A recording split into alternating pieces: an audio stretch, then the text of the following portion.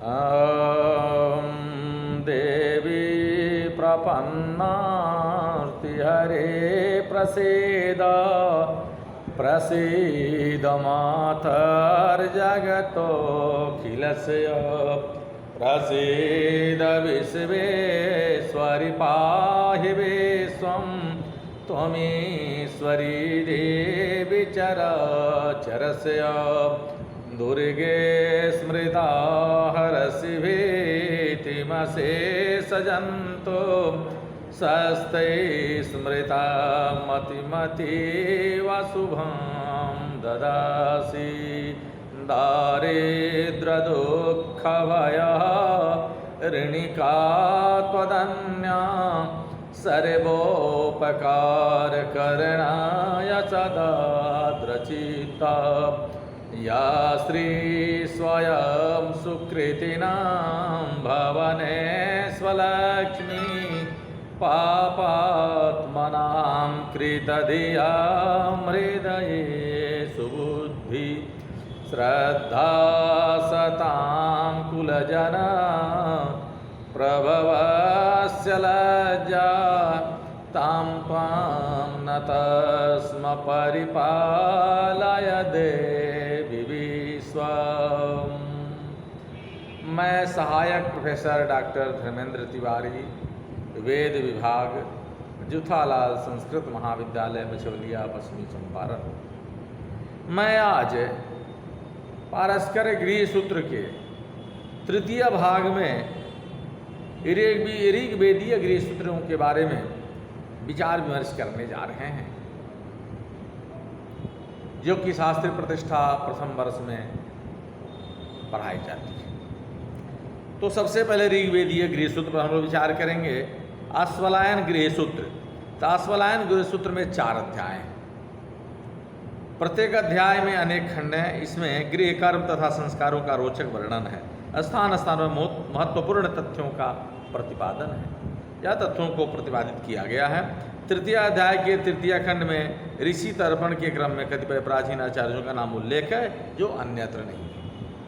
तृतीय अध्याय के द्वितीय खंड में वेदाध्ययन के विशेष नियमों का उल्लेख देखने को मिलता है। चतुर्थ खंड में उपाकरण अर्थात श्रावणी कर्म का वर्णन भी महत्वपूर्ण सूचनाओं से मंडित हैं। इसकी लोकप्रियता और विस्तृति का परिचय इसकी टीका संपत्ति से मिलती है। इसे अनेक ग्रंथकारों ने कारिकाबद्ध किया है, जो अश्वलायन गृह सूत्र कारिका के नाम से जाना जाता है। संख्यायन गृह सूत्र दूसरा नंबर। संख्यायन गृह सूत्र में 6 अध्याय हैं। कितने अध्याय हैं? तो संख्यायन गृह सूत्र में 6 अध्याय हैं। विषय वही है, संस्कारों का वर्णन तथा तत्संबद्ध अन्य बातों का, जैसे गृह निर्माण, गृह प्रवेश आदि। इसके रचनाकार सुयोग्य माने जाते हैं। तीसरा जो है ऋग्वेदीय जो गृह सूत्र है, उसमें कौशितकी गृह सूत्र, यह अपने रचयिता सांभव्य के नाम से भी ख्यात है। यह इधर बीच ही मद्रास से प्रकाशित हुआ है। इसमें 5 अध्याय हैं तथा प्रत्येक अध्याय में अनेक सूत्र हैं। ग्रंथारंभ विवाह संस्कार के वर्णन से होता है। इसमें जात शिशु के आरंभिक संस्कार के बाद उपनयन संस्कार का वर्णन है। कृषि कर्मों तथा पितृमेध प्रभृति संस्कारों का भी इसमें वर्णन किया गया है। ऋग्वेद के अप्रकाशित गृह सूत्र। यत्र तत्र संदर्भ ग्रंथों में शौनक गृह का भी उल्लेख मिलता है। कहीं कहीं शौन का स्वलायनऊ का भी उल्लेख मिलता है। इससे सिद्ध होता है कि शौनक गृह सूत्र का भी अस्तित्व है। शौनक गृह सूत्र डॉक्टर TR चिंतामणि को इस गृह सूत्र का कुछ अंश उपलब्ध हुआ। बर्नेल के अनुसार खड्डदुरु शिष्य ने अपनी अभ्युदय प्रदा से या में शौनक गृह सूत्र के उद्धरण दिए हैं। भवत्रात ने कौशितकी गृह पर रचे गए अपने भाष्य में शौनकीय गृह सूत्र का उल्लेख किया है। ऋग्वेद के कुछ और अनुपलब्ध गृह सूत्र भी उल्लेखनीय है, जैसे भारवीय गृह सूत्र, शाकल्य गृह सूत्र, पैंगिरस गृह सूत्र और पराशर गृह सूत्र। सामवेदीय गृह सूत्र, कौथुम साखीय गोभिल गृह सूत्र। गोभिल गृह सूत्र का प्रकाशन कई स्थानों से किया गया है। क्राउयेरर 1885 से 86 ईस्वी, बिबलीस 1871 से 79 ईस्वी तथा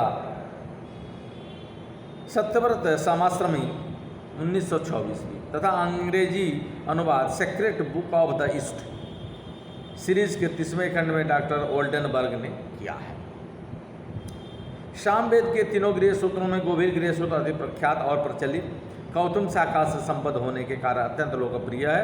संपूर्ण ग्रंथ 4 प्रपाठकों में विभक्त है। प्रत्येक प्रपाठक में कई खंड हैं, कुल मिलाकर 39 खंड हैं। प्रथम प्रपाठक में अनुष्ठानों की सामान्य विधियां वर्णित की गई हैं। दूसरे प्रपाठक में संस्कारों का विधान है।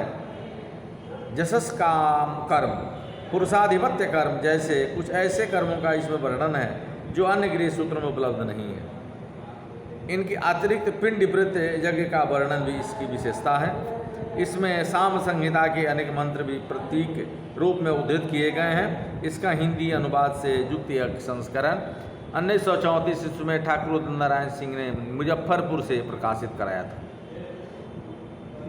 खादिर गृह सूत्र सामवेद के रामायणीय शाखा से संबद्ध खादिर गृह सूत्र मुख्यतः गोभिल गृह सूत्र के ऊपर सर्वतोभावेन आधारित है। उसके आदेश तथा नियम यहाँ संक्षिप्त रूप में बताए गए हैं। फलतः हम निश्चय पूर्वक यह कह सकते हैं कि गोभिल गृह सूत्र का ही गुटका संस्करण है। जैसे जैमिनीय गृह सूत्र, यह ग्रंथ 2 खंडों में विभक्त है। कौन? जैमिनीय गृह सूत्र। प्रथम खंड में 24 खंडिकाएँ और द्वितीय खंड में 9 खंडिकाएँ हैं। श्रीनिवासाध्वरी ने इस पर सुबोधिनी नामक टीका की है। इस टीका के कतिपय महत्वपूर्ण उदाहरण ही मूल ग्रंथ के साथ डॉक्टर कैलेंडर ने पंजाब संस्कृत सीरीज लाहौर से प्रकाशित किया है। इस ग्रंथ में जैमिनी शाखा के अनेक तत्व उपलब्ध हैं। पुरुष सूक्त की केवल 7 ऋचाओं का ही उल्लेख है। यह व्यवस्था इनकी साम शाखा के अनुरूप ही है। कौथुम गृह सूत्र एशियाटिक सोसाइटी, बंगाल से इसका प्रकाशन हुआ है। इसका पाठ बहुत भ्रष्ट है। फलतः आलोचकों की दृष्टि में यह ग्रंथ संभवतः किसी लुप्त पद्धति का भ्रंश है।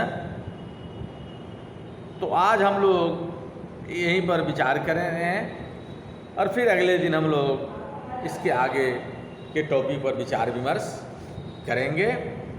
तब तक के लिए मैं अपनी वाणी को विराम देता हूँ। जय हिंद, जय भारत, धन्यवाद।